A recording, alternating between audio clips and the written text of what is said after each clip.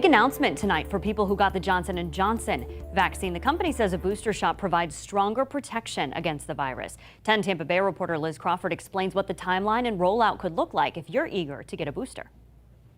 There's been a lot of talk about booster shots, but up until now, those conversations did not include people who received the Johnson & Johnson vaccine. When I heard that Pfizer was coming out with a booster, and I hadn't heard anything about J&J, I called and asked, like, hey, should I maybe try and get a Pfizer booster? Sharon Sloboda's doctor said no. Hang tight for now. I think the problem with the J&J people is that they didn't have anything to get boosted with, and hopefully they will now have something. Tuesday, Johnson & Johnson announced a booster given 56 days after the initial shot provided 94% protection against COVID-19. It also gives a path for people who got J&J to have something that will be as effective as the other vaccines that are around. So yes, it's very good. Regardless of which vaccine you received, the timeline on boosters is still unknown.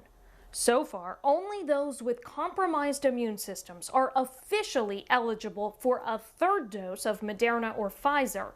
Patients at Moffitt Cancer Center fall into this category. They need a third dose to get them to the full 80+% protection to give them the maximum benefit. But Dr. Green opted to get a third shot himself, using his own medical discretion to make the call. Because it's boosting my waning immunity. I think this is where it's going to require a certain amount of judgment. There are some people whose jobs, put them at higher risk. And unfortunately, people in Florida don't wear masks, even though they may be wandering around with COVID and unvaccinated. The CDC is expected to look at official booster recommendations as early as tomorrow.